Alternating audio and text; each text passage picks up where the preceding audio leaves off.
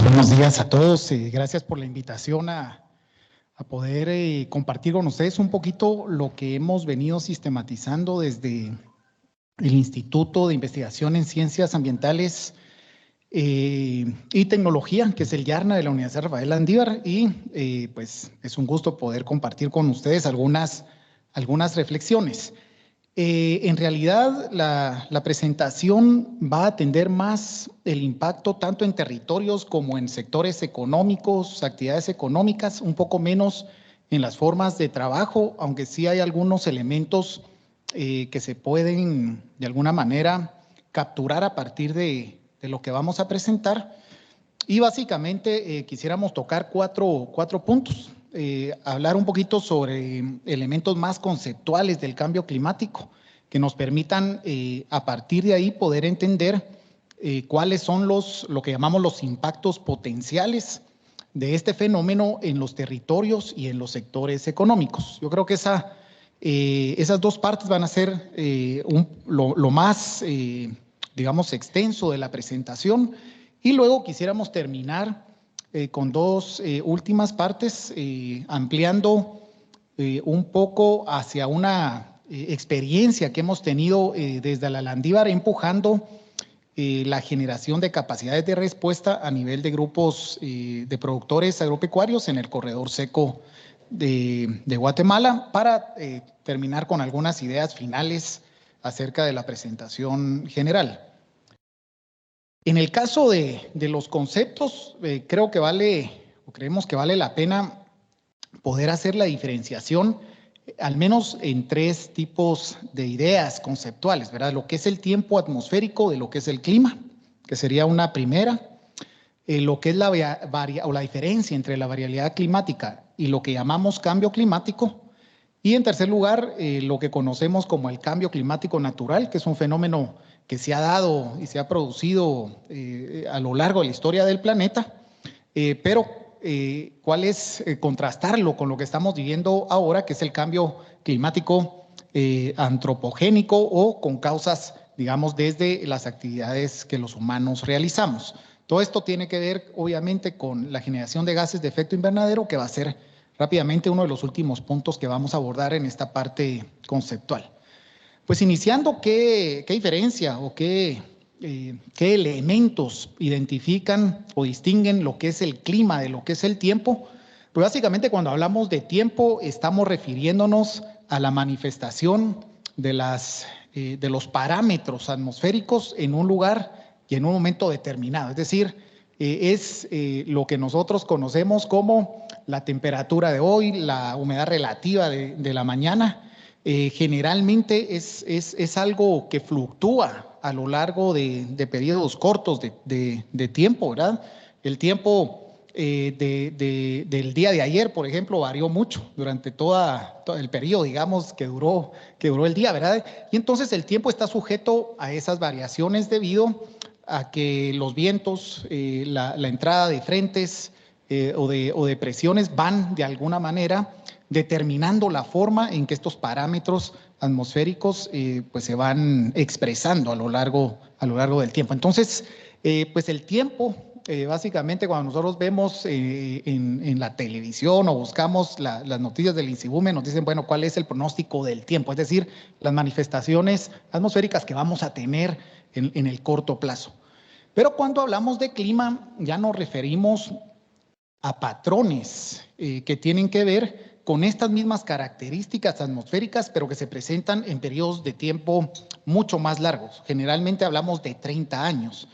Cuando hablamos de que el clima, digamos, del mes de septiembre es muy lluvioso, es porque hay evidencia, digamos, de estos parámetros en temporalidad histórica de al menos 30 años que nos puede manifestar que efectivamente tiende a ser el mes o uno de los meses más lluviosos en Guatemala. Eso no quiere decir que el septiembre de este año vaya a ser igual al septiembre del próximo año o haya sido igual al septiembre del año pasado. Porque como hablamos de diferencias entre años, ahí estaríamos todavía refiriéndonos no tanto a temas de clima, sino a temas todavía de variabilidad climática, que es lo que vamos a ver. Entonces el clima es más bien esa manifestación en el largo plazo que se ha ido identificando y determinando gracias a información y datos históricos que vamos teniendo de esos parámetros, digamos, meteorológicos, ¿verdad? O atmosféricos. Esa sería una diferenciación importante, porque evidentemente que el tiempo cambia a lo largo de un día no es cambio climático, ahora es algo que ha sucedido siempre y que va a seguir sucediendo.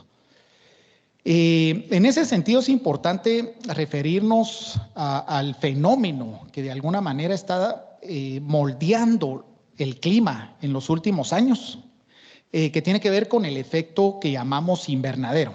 El efecto invernadero es algo muy interesante porque sin ese efecto no podría existir vida en el planeta. Ahora, el efecto invernadero se da gracias a uno de los elementos que permite la vida en el planeta, que es la atmósfera. La atmósfera es un espacio constituido por una concentración muy específica de gases que juega un papel muy importante. Primero, porque rechaza una cierta cantidad de los rayos más peligrosos que vienen desde el Sol. Y segundo, porque sí deja entrar algunos, pero cuando son rebotados por la Tierra, permite que cierto calor se mantenga dentro de nuestro planeta. Es decir, juega un papel, digamos, de calentar de alguna manera o de generar condiciones de temperatura que permiten la vida en el planeta. Digamos, sin esa atmósfera, seguramente sería muy difícil que pudiera existir, por ejemplo, el agua en los tres digamos, funciones materiales, ¿verdad?, que conocemos. Básicamente es importantísimo.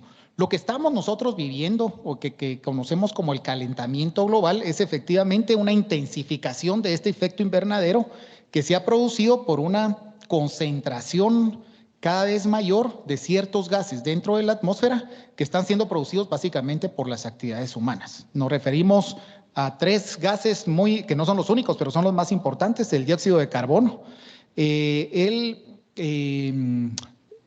óxido de nitrógeno y lo que es el metano. Entonces, estos gases, al ser liberados a la atmósfera, han cambiado la estructura misma de los gases dentro de la atmósfera y lo que han generado es una capacidad de generar mayor calor dentro del clima del planeta, y el calor tiene implicaciones en las precipitaciones, en los vientos, en varias de las dinámicas meteorológicas que de alguna manera determinan luego el clima. Entonces, básicamente, esa diferenciación es importante. Y la siguiente diferenciación es lo que hemos llamado, por lo tanto, la variabilidad climática frente al cambio climático. La variabilidad climática es esa manifestación que se da, digamos, de variación en el estado de la atmósfera durante periodos de tiempo cortos o medianos. Ya no hablamos un día, sino que hablamos de estaciones, ¿verdad? El clima varía de una estación a otra, al menos cercano al Ecuador, ¿verdad? En la zona tropical conocemos por lo menos la estación lluviosa, la estación seca, la entrada de frentes fríos, también al final, en el caso de Centroamérica, del año. Pero en otros lados determina esta variabilidad climática estacional las 4 estaciones que en algún momento hemos escuchado. Entonces, esta es un tipo de variabilidad climática que tampoco tiene que ver con el cambio climático. Se ha dado siempre desde la última, digamos, era en que se estableció el clima que conocemos. Hay también una variabilidad interanual. Cuando uno va a los datos históricos, la temperatura promedio cada año ha sido diferente, a veces muy diferente de un año a otro. Lo mismo ha pasado con las precipitaciones. Entonces, esa diferenciación entre año a año, desde que tenemos datos de clima, que algunos países los tienen desde inicios del siglo XX, digamos, hemos tenido evidencia de que cada año tiende a ser diferente. Y luego pueden haber variabilidad interdecadal, que es la diferencia entre el clima de cada grupo de 10 años. Cuando hablamos de cambio climático, como he dicho, entonces es tener evidencia de que el clima cambió entre periodos de 30 años con los siguientes, ¿verdad? Y eso es lo que va a determinar si efectivamente se está produciendo mayor calor, o si hay diferencias, digamos, en las temperaturas, o si están cambiando algunos patrones. Por ejemplo, la cantidad de días que llueve, la cantidad de días que no llueve, ¿verdad? Seguidos que deja de llover, todos esos parámetros son importantes de darle seguimiento para entender cuáles son las manifestaciones básicas del cambio climático. Por lo tanto, el efecto invernadero, como decíamos, es diferente al calentamiento global. El efecto invernadero es algo positivo, necesario, pero efectivamente a través de esta emisión de gases de efecto invernadero a la atmósfera, lo que hemos hecho es generar lo que llamamos el calentamiento global y por lo tanto conducir a condiciones cada vez más calientes, ¿verdad? Lo cual lo muestra esta gráfica, que es la temperatura media global en la superficie desde 1880 a 2020. Básicamente lo que vemos es que la temperatura desde 1960 más o menos ha estado consistentemente aumentando a una velocidad sin precedentes y básicamente, como decíamos, lo que la ciencia ha determinado es que tiene que ver esta velocidad y esta intensificación en el incremento de la temperatura como resultado del efecto de los gases de efecto invernadero en la atmósfera de la Tierra. Aquí hay una pequeña gráfica también, no me quisiera detener, sobre todo sobre la concentración de los tres gases que había comentado, dióxido de carbono, metano y óxido de nitrógeno, básicamente demostrando que efectivamente esa concentración en la atmósfera ha estado aumentando desde el principio del siglo y ha determinado, por ejemplo, que la temperatura media anual haya superado 1 grado centígrado con respecto a los niveles preindustriales, ¿verdad? Ya tenemos evidencia de que los últimos años, del 2015 al 2020, fueron los 6 años más cálidos que han existido, de acuerdo a los registros históricos que se tienen en cuanto a las temperaturas del planeta. El contenido calorífico que hay en los océanos, la temperatura de los océanos es importantísima darle seguimiento porque eso determina fenómenos como, por ejemplo, del Niño, la Niña, la cantidad de lluvia que va a haber en las regiones, sobre todo de América Latina. Y por lo tanto, esta también ha estado, digamos, aumentando y por lo tanto ha generado de alguna manera dinámicas, llamaríamos erráticas, que ya son difíciles incluso de ir prediciendo a lo largo del tiempo. Y una manifestación que también está muy monitoreada es el deshielo de los polos, ¿verdad? El nivel medio del mar a escala mundial ha seguido aumentando en los últimos años debido a que los glaciares y los polos pues, se han venido derritiendo por efecto de las temperaturas.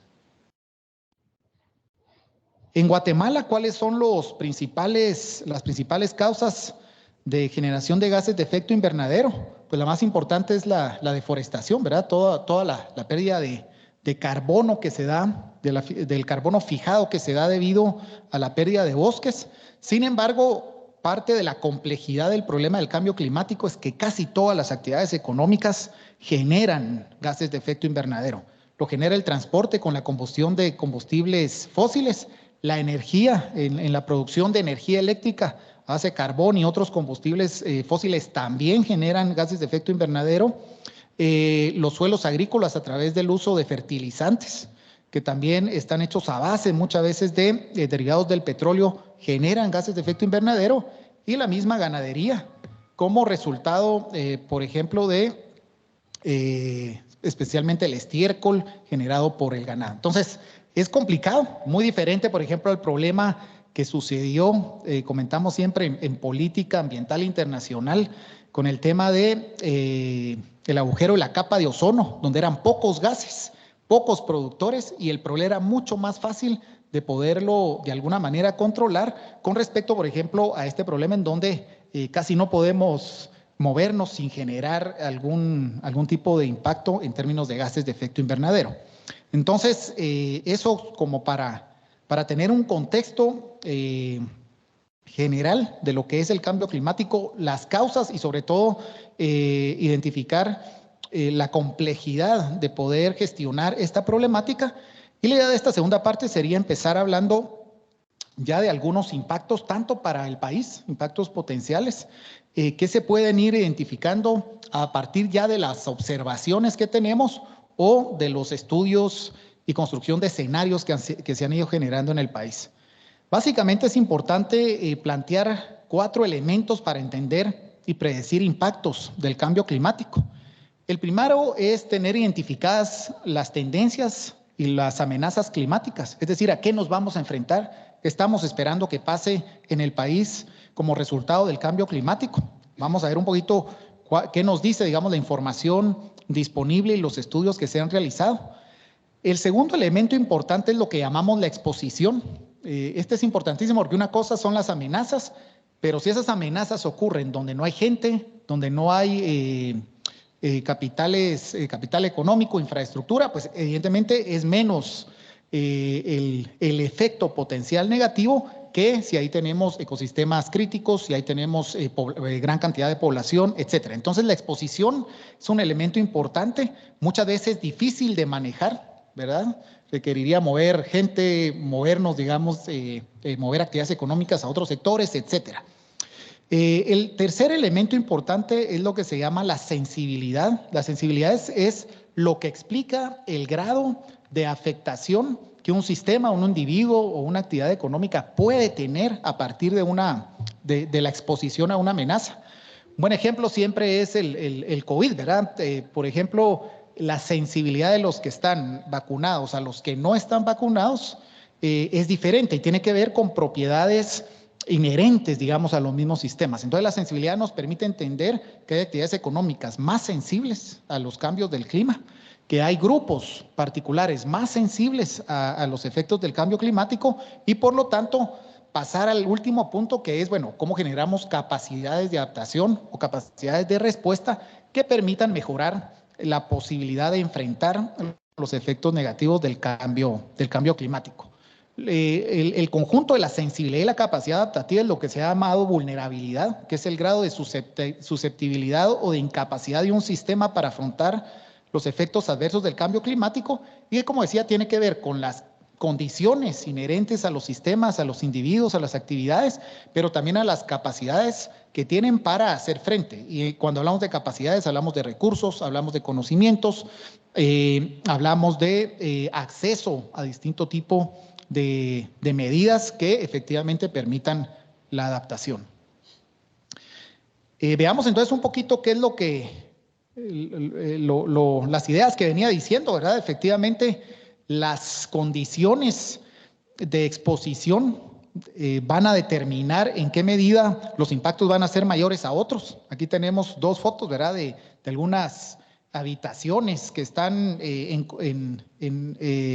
digamos, situaciones de mayor riesgo, básicamente, porque si vinieran lluvias fuertes o derrumbes, algunas van a estar más expuestas a problemáticas como, en este caso, por ejemplo, los derrumbes. La sensibilidad, básicamente, en estas dos fotos es evidente que algunos hogares van a estar más expuestos a tener grados de afectaciones importantes a partir de los recursos con los que cuentan y la capacidad adaptativa que tiene que ver con las estrategias que efectivamente podemos generar, en este caso, para poder enfrentar una inundación.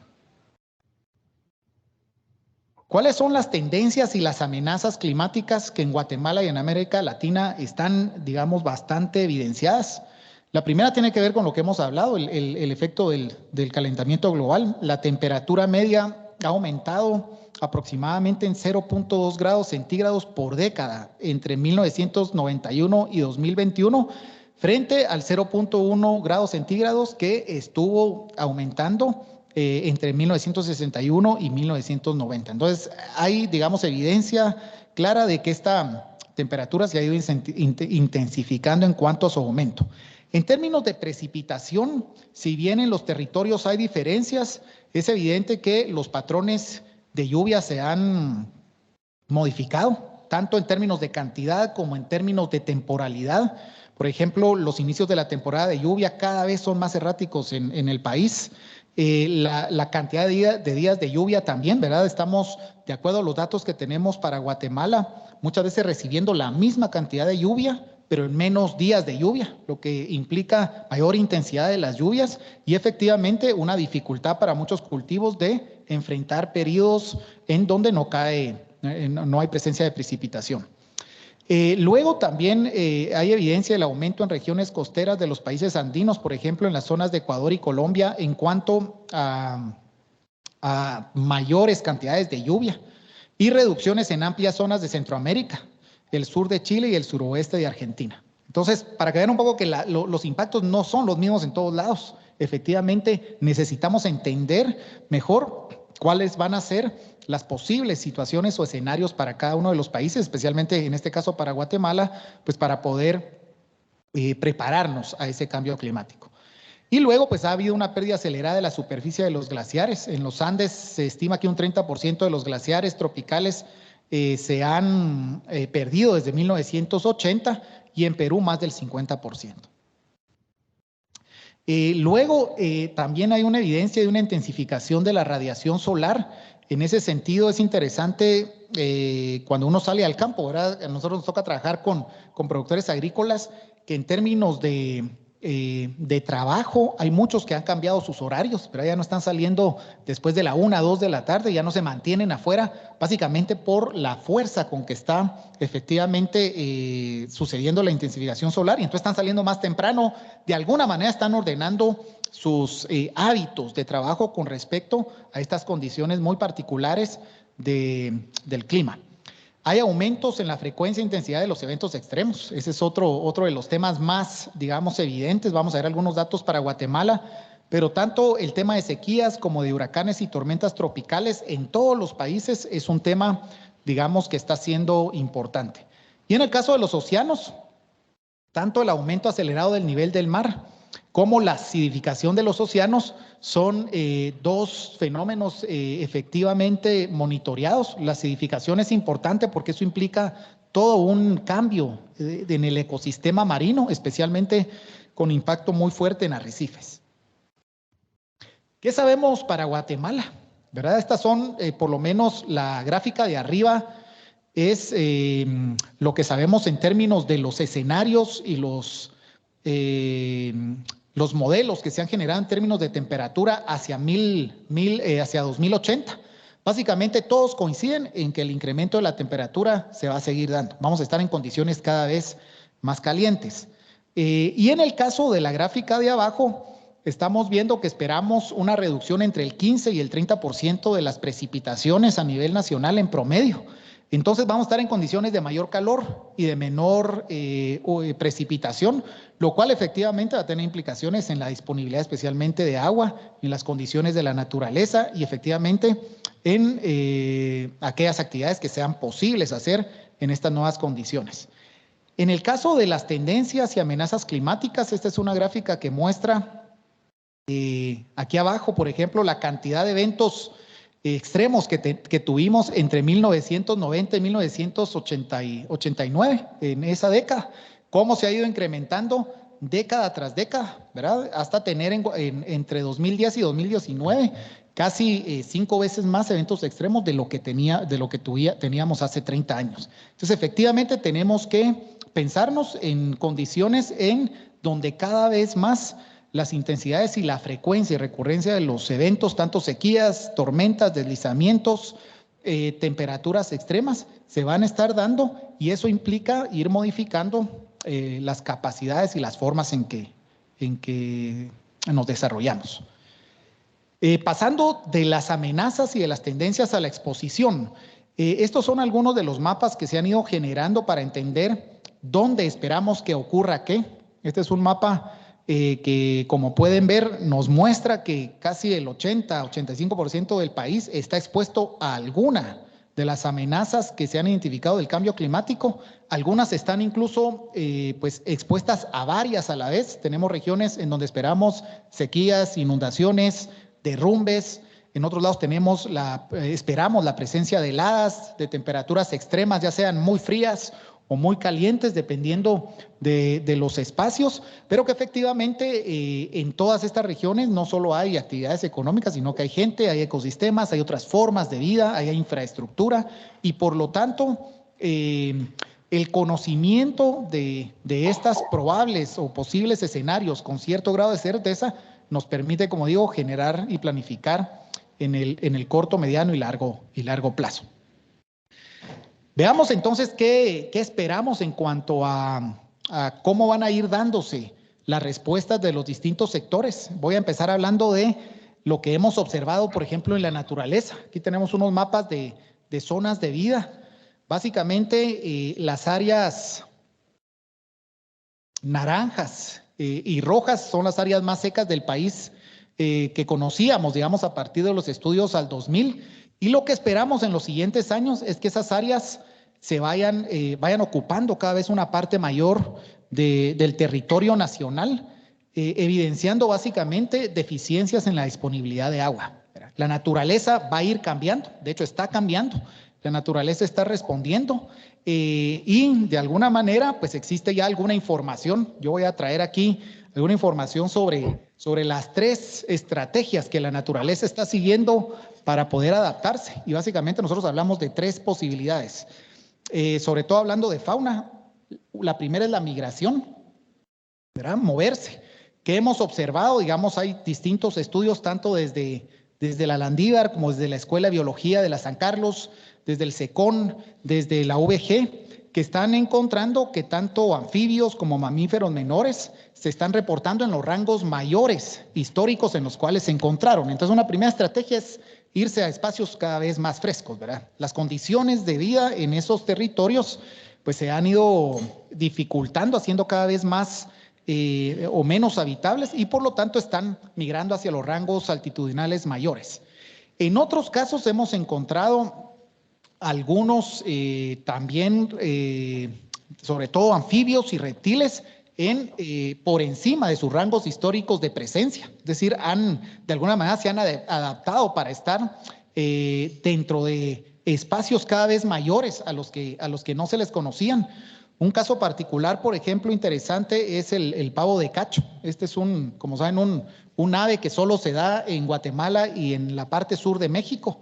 Es su única zona de hábitat muy particular y que ha estado cada vez migrando a regiones más altas, no tanto por las condiciones climáticas, sino porque el alimento, su alimento principal, solo se está produciendo en las zonas más altas de la cadena volcánica. Entonces, lo que ha ido es ha ido siguiendo, digamos, el alimento, pero evidentemente cuando las condiciones ya no se den para esos alimentos, pues tendrá que adaptarse a comer algo distinto o pasar a la tercera, digamos, posibilidad, que es la extinción, desaparecer. Entonces, o se migran o adaptan o básicamente desaparecen, ¿verdad?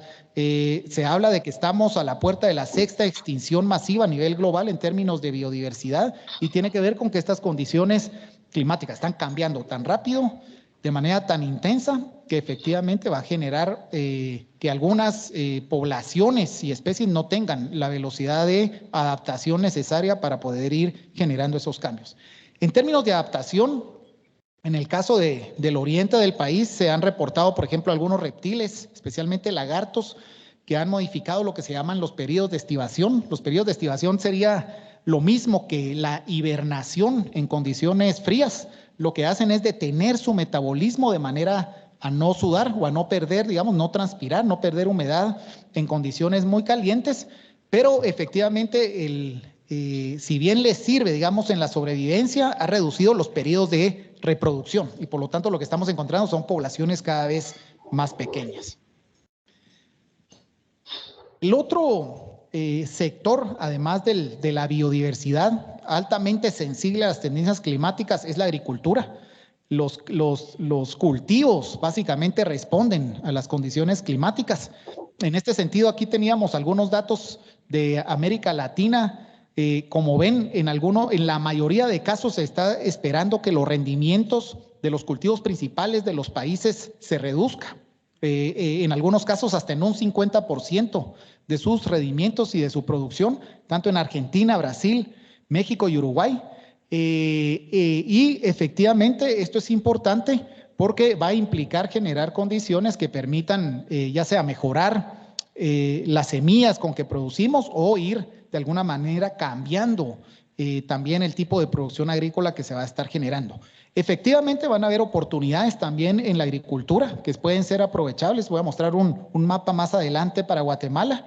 Y en el caso de lo agropecuario ya hay evidencia, por ejemplo, de que el clima está teniendo efectos en el apetito del ganado, en el crecimiento de los animales, en la producción especialmente de leche y de lana y también en sus patrones de reproducción. Y efectivamente, obviamente, tiene efecto en los alimentos, sobre todo el pasto de mucho del ganado. Aquí tenemos un mapa con distintos colores que tienen que ver con la producción de café en Guatemala.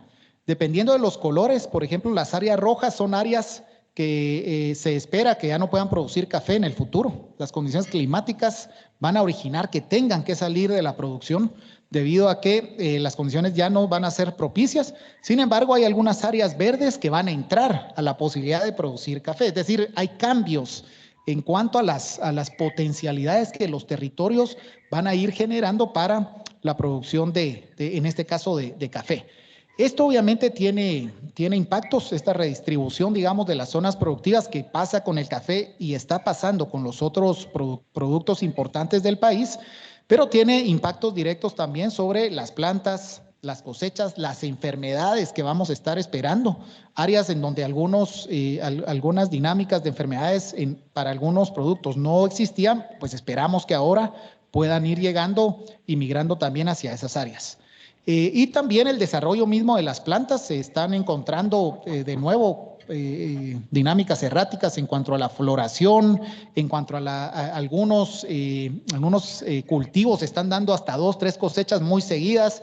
Todo esto tiene que ver básicamente con esas condiciones climáticas que están de alguna manera mandando signos equívocos para la misma dinámica de los cultivos y que efectivamente implican la necesidad de ir generando estrategias desde los sectores económicos y productivos. Para terminar con la parte de la agricultura, otros efectos evidenciados tienen que ver con la erosión y la degradación de los suelos, el incremento de la incidencia de algunas plagas y enfermedades de los cultivos, algunos hongos, insectos van a verse favorecidos por las nuevas condiciones climáticas. Lo importante de esto no es, yo creo, la alarma, sino la posibilidad de anticiparnos a esas situaciones. Y también se espera una reducción de los polinizadores. ¿Saben? Los polinizadores juegan un papel importantísimo en la agricultura para el tema de producir y generar rendimientos. Pues se ha visto que la distribución y la abundancia de polinizadores se ha venido reduciendo, no solo efectivamente por los cambios climáticos, sino por el agotamiento, digamos, de los hábitats, especialmente los bosques en los que muchas de estas especies se desarrollan. Finalmente es importante decir, pensando un poquito en la sensibilidad, que esos impactos específicos dependen, como decíamos, de muchas capacidades de respuesta y de condiciones inherentes a los sistemas. En términos económicos, es evidente que aquellos que tengan recursos económicos, conocimientos, capital e infraestructura en mayor cantidad, tendrán mayores capacidades de poder adaptarse. En el tema social existe suficiente información sobre cómo distintos tipos de agricultores también tienen distintas capacidades de adaptación y cómo, sobre todo, algo muy interesante, la organización y los niveles, digamos, de asociamiento terminan siendo elementos importantísimos para hacer frente no solo a crisis climáticas, sino efectivamente a casi cualquier shock externo a los sistemas. En el tema político institucional, también las capacidades de planificación, de financiamiento, el capital humano, el establecimiento de sistemas de alerta temprana determinará también en qué medidas van a ser impactados los distintos sistemas y actividades económicas. Y en lo ambiental está totalmente reconocido que la salud de los ecosistemas es un elemento que permite de alguna manera reducir los impactos negativos del cambio climático. Dejo de último lo tecnológico, también es importantísimo. Sin embargo, estamos conscientes que si todo lo otro no se da, ¿verdad? Es difícil que lo tecnológico funcione, ¿verdad? Si no hay acceso, si no hay condiciones institucionales para la extensión, si no hay confianza, digamos, social en cuanto a las posibilidades de utilizar lo que la tecnología vaya generando, pues efectivamente puede estar ahí, pero no ser lo suficientemente efectivo como esperábamos. El otro tema importante en el caso de Guatemala en términos de cambio climático es el impacto que va a tener sobre la disponibilidad de agua. Como hablábamos, hay dos elementos climáticos importantes que van a estar determinándola. Por un lado, las altas temperaturas, que va a implicar más evaporación, más transpiración de las plantas, por lo menos menos disponibilidad de agua por ese lado, pero también la reducción de las precipitaciones, pues que va a sumar, digamos, a esa escasez hidrológica. Si a esto le sumamos el crecimiento económico, la densidad en la que estamos, digamos, las mayores poblaciones de Guatemala están situadas desde la cadena volcánica hacia el sur del país, pues entonces vemos cómo esperamos que las cuencas del país que en este mapa están en amarillo y rojo, que son las que ya tienen o ya esperamos que se encuentren en condiciones de escasez hídricas, pues se vayan de alguna manera multiplicando de aquí a 2050. Entonces el agua va a ser uno de los temas importantísimos, ya lo está haciendo, pero esperamos que se intensifiquen los problemas alrededor del agua y especialmente esto es importante para el consumo humano, ¿verdad? Hay poblaciones y territorios que van a estar en condiciones críticas de escasez hídrica. Es importante en este caso entender la misma dinámica de las cuencas, ¿verdad? Hay cuencas en donde su capacidad, por ejemplo, de generar o de producir agua subterránea es mayor que otras. Hay algunas en donde la escorrentía tiende a ser mayor y esta diferenciación es importantísima para entender cómo manejar las cuencas de manera a garantizar la disponibilidad del agua. También esperamos que si no detenemos los impactos sobre la calidad de los recursos hídricos, especialmente por la contaminación, pues todo lo que va a tener que ver con las épocas secas, periodos largos sin precipitación, pues va a ir generando mayores problemas también en cuanto a la calidad, especialmente del agua y en fuentes lacustres con mucha mayor intensidad, ¿verdad? Por ejemplo, toda la intensificación de la cianobacteria en el lago de Atitlán se dio también en un escenario no solo de contaminación, sino de condiciones climáticas que no permitieron que la misma regulación del ecosistema del lago pues tuviera la capacidad de filtración durante esos años de mayor problema. Entonces, pues eso lo vamos a seguir teniendo de alguna manera en los próximos años. El otro tema importante con el agua es la energía eléctrica. Ya hay datos y modelos que están estimando, por ejemplo, que la producción de Chixoy podría bajar hasta en un 80% de la producción actual, dado que los caudales de los ríos van a irse, reduciendo. Eso significa que la planificación en términos de producción de energía debería de hacerse de manera muy estratégica en aquellas microcuencas que esperaríamos que puedan seguir produciendo electricidad a base del movimiento hidráulico. ¿Por qué es esto importante? Porque especialmente en nuestros países la importancia de la hidroelectricidad es grande. En América Latina alrededor del 45% en promedio, pero hay países que producen el 90% de la electricidad a base de hidroeléctricas. Sabemos en ese sentido que el tema ha sido un tema crítico y muchas veces conflictivo y por lo tanto también eso implica generar condiciones que sí permitan efectivamente beneficios para todos y especialmente sostenibilidad, creemos, en términos tanto ambientales como económicos y sociales para los distintos grupos. Y el tercer elemento importante con el agua es todo el tema de gestión del riesgo, ¿verdad? Aquí tenemos ya problemas cuando tenemos inviernos más o menos normales, ¿verdad? Pero ahora en condiciones de eventos extremos o digamos, inviernos fuera de lo normal o por encima de lo normal, el país se cae, ¿verdad? Se cae a pedazos. Entonces, la planificación alrededor de la gestión del riesgo por eventos extremos, tanto por exceso como por sequías, en términos de precipitación, es un tema que es crítico para el país. Y luego quisiéramos terminar, si bien hay otros elementos importantes, creemos relevante hablar del tema de salud. Ya hay también algunos estudios que están definitivamente esperando que la distribución de algunas enfermedades se amplíe por las condiciones climáticas que van a ser cada vez más propicias para la reproducción, la resiliencia y la distribución de algunas enfermedades transmitidas por vectores.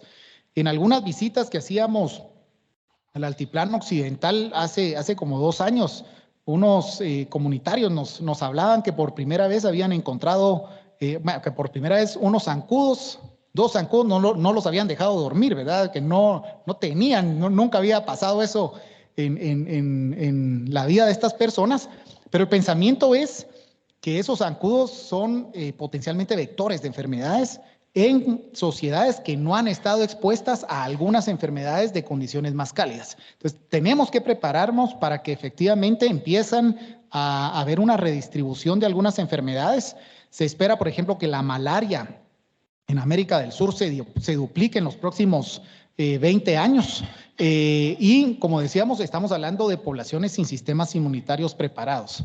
Además, también se espera que las condiciones climáticas intensifiquen la transmisión de enfermedades transmitidas por agua y alimentos. De acuerdo a la OMS, se está hablando de un 8 a 11% riesgo mayor de diarrea en el país. Si nosotros pensamos que la diarrea, especialmente en niños menores de 5 años, está totalmente y directamente, digamos, relacionada a desnutrición crónica, ya debido a la falta, digamos, de potabilidad del agua que se consume, ahora las condiciones climáticas van de alguna manera a hacer más difícil esta situación. El otro tema es el aumento del crecimiento, supervivencia, persistencia y transmisión de microbios patógenos. Es decir, aquí falta mucha información, no tenemos claro cómo van a irse adaptando también estas enfermedades a las nuevas condiciones, pero sí esperamos un cambio estacional de algunas enfermedades como el cólera, como la floración de algas nocivas y como otras de índole más gastrointestinal. Entonces, en términos del sector salud, es importante también generar todas aquellas estrategias que efectivamente puedan reducir el riesgo, ¿verdad? Mayor potabilidad, reducir la contaminación tanto de agua como de recursos, de fuentes, digamos, superficiales como subterráneas. Uno de los últimos estudios que generamos en la franja transversal del norte sobre fuentes de agua nos permitió encontrar que hay presencia de E. coli, ¿verdad? De heces fecales, tanto en fuentes superficiales como en fuentes subterráneas y en nacimientos, lo cual, digamos, nos habla de una gestión muy mala de los recursos hídricos en el país. Y esto, digamos, nos está generando problemas y va a seguir generándonos en el futuro. Y luego, algunos impactos potenciales en sistemas socioeconómicos. Hablar, por ejemplo, del tema de seguridad alimentaria y desnutrición, que sabemos luego todos los efectos que tiene el desarrollo de las personas y de las mismas sociedades. Entonces, esperamos también que la salud tenga sus implicaciones o los efectos del cambio climático en la salud tenga este tipo de implicaciones. La disminución de la capacidad laboral, del riesgo de agotamiento por calor. Esto se ha estudiado mucho en países de la OCDE en términos del efecto de las olas de calor en la productividad laboral y efectivamente tiene implicaciones importantes y especialmente para aquellos que trabajan al aire libre. Se espera mayor sufrimiento de las personas mayores, de los niños. Hay grupos más vulnerables efectivamente de aquellas personas que viven en entornos deficientes. Y también se está hablando, aunque no hay evidencia totalmente contundente, sobre los desplazamientos forzados que van a estar asociados al cambio climático y sus implicaciones psicológicas, emocionales, mentales, vinculadas a tener que moverse debido al tema climático. Entonces, aquí es una mirada muy integral, digamos, a lo que este tipo de fenómenos pueden tener sobre la vida de ciertos grupos y especialmente de grupos vulnerables. Bueno, quisiéramos terminar con esta pequeña experiencia, digamos, dentro de todo este escenario alarmante. Creemos que es posible poder generar capacidades de respuesta que permitan ir mejorando condiciones tanto actuales de vida como la posibilidad de sostener procesos que efectivamente puedan, digamos, sostener el bienestar de las personas. Y en ese sentido, compartirles un poco lo que estuvimos trabajando o hemos estado trabajando los últimos 4 años en el corredor seco, básicamente en Zacapa, Jutiapa y el norte del departamento de Guatemala. Los escenarios de cambio climático nos mostraban que estas áreas rojas se van a estar intensificando en estos territorios que ya de por sí han sido secos y que van a estar en condiciones de mayores dificultades, especialmente para la producción de alimentos. Estamos trabajando con grupos socioeconómicos vulnerables, básicamente en condiciones de pobreza, en donde han habido respuestas limitadas, pero especialmente intentamos trabajar con presencia de los campus y sedes de la Universidad Rafael Andívar. Cuando se analizan las capacidades de respuesta, hablábamos que un elemento muy importante es hacer un buen análisis de los recursos con los que se cuenta. En el caso de la universidad, identificamos no solo espacios donde podíamos hacer experimentación en los campus, pero también recursos importantes a partir de las facultades, de las carreras que tenemos en los distintos territorios, de los estudiantes, de los programas básicos de los estudiantes para graduarse, y lo que hicimos fue generar un modelo que nos permita ahí sí que eficientar todos esos recursos para poder acompañar a comunidades, en este caso en 4 departamentos de Zacapa, en 4 municipios de Zacapa, perdón, 4 municipios de Jutiapa y 3 municipios como decía, del norte del departamento de Guatemala. Aquí básicamente hemos estado trabajando en 3 niveles de acompañamiento. También hay mucha literatura y sistematizaciones que han evidenciado de que la adaptación al cambio climático debe pasar en lo que llaman multidimensiones. La dimensión básica es la del hogar, es decir, debemos generar condiciones a nivel del hogar, y en este caso los hogares son productores básicamente agropecuarios, y básicamente lo que hemos trabajado con ellos es lo que llamamos estrategias y tecnologías vinculadas al contexto, ¿verdad? No, el proceso de acompañamiento no promueve una tecnología particular, sino que lo que promueve es la reflexión de los recursos con los que cuenta la familia, desde la tierra, desde los conocimientos, desde las capacidades, desde sus propios hábitos, de manera a poder identificar algunas estrategias que permitan, en primer lugar, reducir las pérdidas, en segundo lugar, incrementar rendimientos, en tercer lugar, diversificar la producción y en cuarto lugar, mejorar los ingresos. En ese sentido, hemos estado trabajando un set de estrategias que se construyen con los mismos productores y que están de alguna manera retroalimentadas también por sus propios conocimientos. Un segundo nivel es el nivel de la organización comunitaria.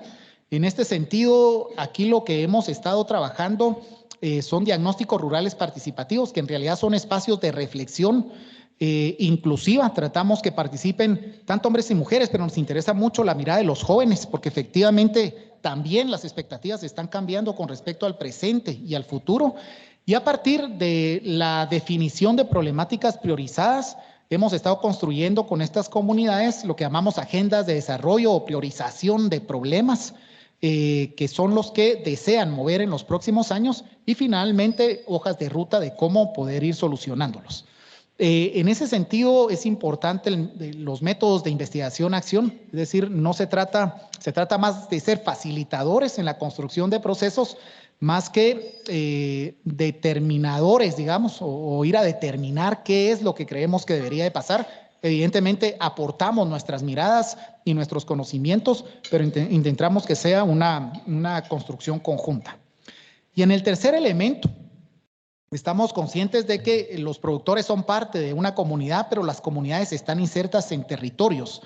Y el tercer elemento que hemos estado trabajando es la construcción de redes de gestión de riesgo interinstitucional que permitan de alguna manera analizar información climática, evaluar potenciales impactos, en este caso en la producción agrícola, y generar recomendaciones muy específicas y concretas para la atención de esos problemas que estamos esperando que se den en cada momento del año. Esto lo hacemos con la figura de lo que se ha estado moviendo a partir de otras instancias también, que se llaman las mesas técnicas agroclimáticas.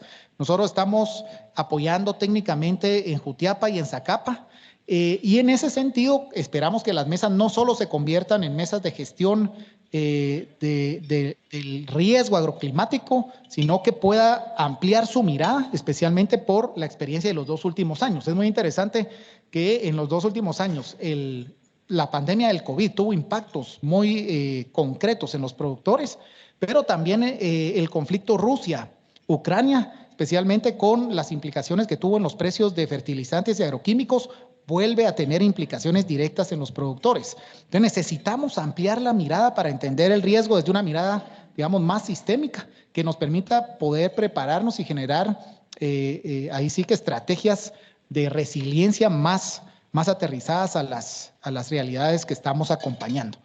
El elemento importante es lo que llamamos la red de investigación-acción, es decir, creemos que la cooperación lo que hemos venido llamando como la redarquía, la posibilidad de construir conjuntamente, es un elemento importantísimo y creemos que está dando resultados interesantes en el caso de las experiencias que hemos conocido. Aquí tenemos algunos productores a los que motivamos que ellos mismos, a través de dibujos, algunos no escriben, no leen, entonces lo hacen todo a partir, digamos, de algunos dibujos, pero ellos mismos hacen su reflexión sobre sus parcelas, qué insumos están utilizando, cuánto están aprovechando, quién hace qué, en qué momento hacen qué.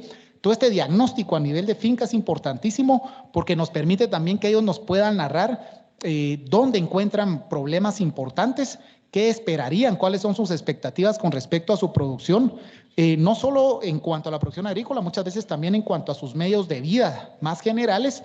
Y aquí hemos acompañado tanto con investigadores, estudiantes, catedráticos, de manera a poder identificar y construir conjuntamente problemáticas y posibilidades de estrategias. Básicamente hemos estado trabajando, en este caso, estas estrategias no son muy diferentes a las de otros proyectos. Creemos que aquí la diferencia es la forma en que hemos llegado a estas estrategias, lo cual nos parece también muy importante, ¿verdad? Quizás son muy parecidas a las de otras. Básicamente, un elemento ha sido trabajar semillas mejoradas y adaptadas, especies que tengan mejores condiciones, que han sido olvidadas muchas veces de los territorios. Un tema importantísimo es el tema de la fertilización. Hemos encontrado proyectos, iniciativas que han estado promoviendo fertilizante, pero no han estado promoviendo la forma correcta de utilizar el fertilizante. Encontramos productores que perdían el 80% de su fertilizante solo en una forma mal, digamos, inadecuada de integrarlo dentro de su proceso productivo. Todo el manejo integrado de plagas.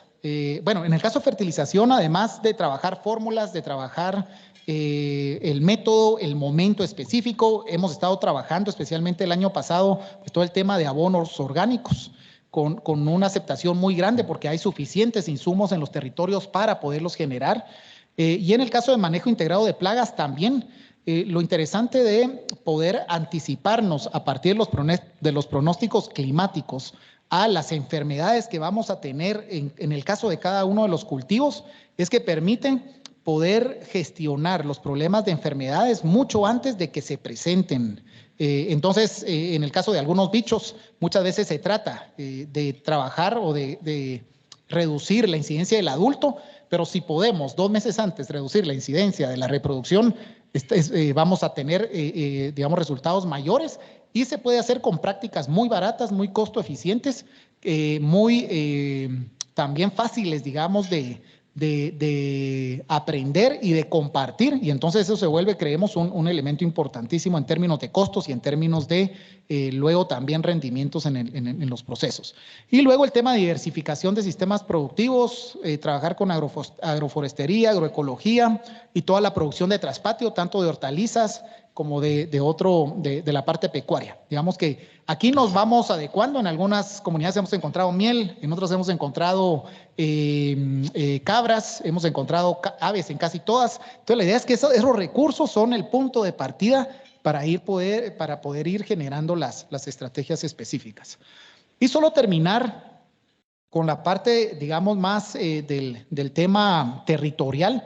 Hemos intentado generar en este espacio, no con todo el éxito querido, ¿verdad?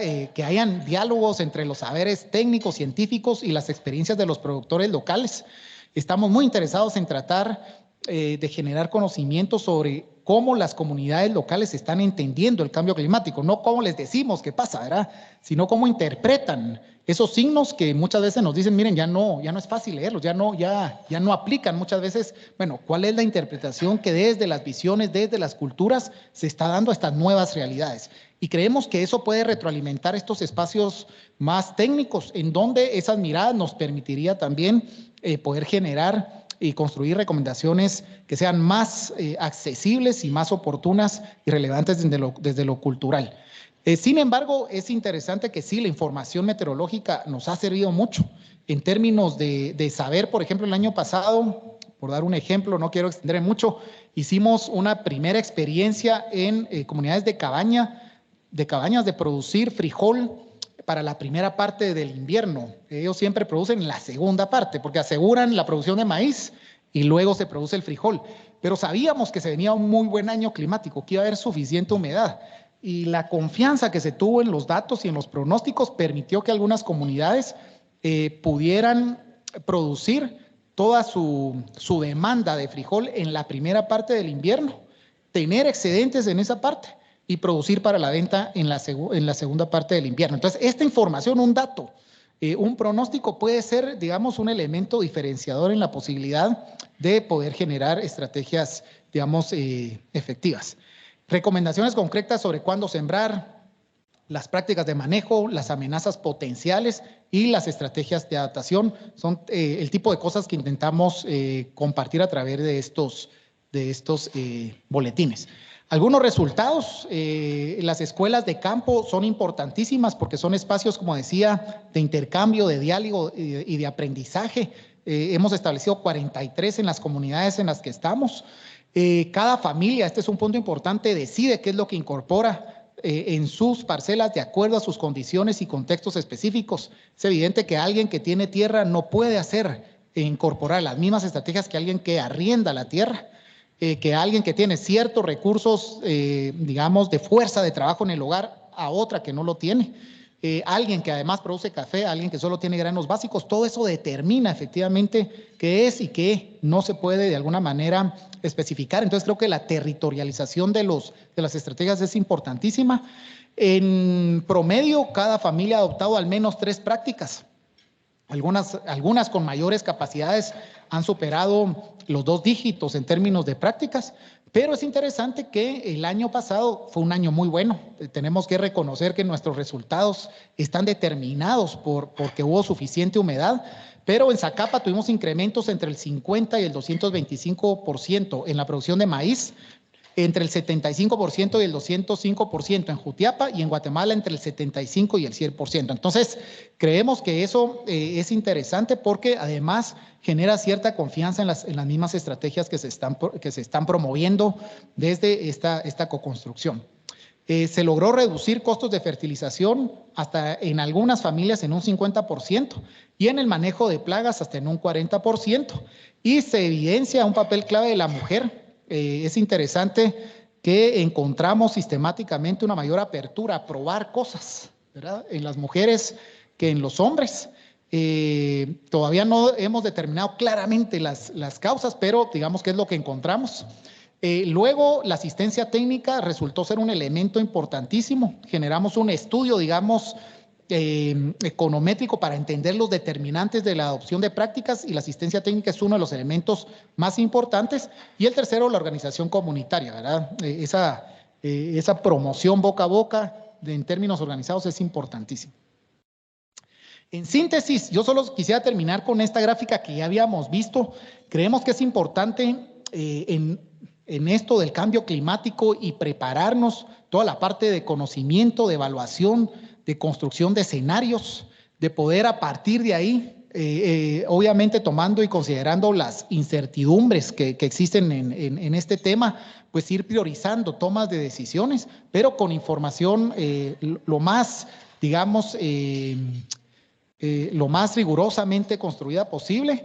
Y luego, pues toda la parte de planificar e implementar. Aquí no solo es el qué, creemos que el cómo es importantísimo. La experiencia que acabo de comentarles, estamos totalmente convencidos de que no solo se trata de saber si es efectivo, sino cómo lo podemos trabajar con las mismas comunidades, con los mismos actores, con las mismas partes interesadas. Y finalmente la necesidad de evaluar y retroalimentar. En el caso del proyecto en el que estamos, hacemos al final de todo el ciclo productivo una retroalimentación con los productores de cuánto mejoraron. Algunos no mejoran y hay que entender también por qué. Y en aquellos casos en donde hubo mejoras más interesantes, tratar también de compartir, dialogar, de visitar las mismas parcelas y entender dónde están esos elementos que están permitiendo tener mejores o peores resultados. Entonces, esa evaluación y retroalimentación nos parece que siempre queda un poco descuidada en muchos procesos, pero finalmente es importante para poder seguir confiando en lo que se está promoviendo. Bueno, muchas gracias. Yo me quedo por ahí.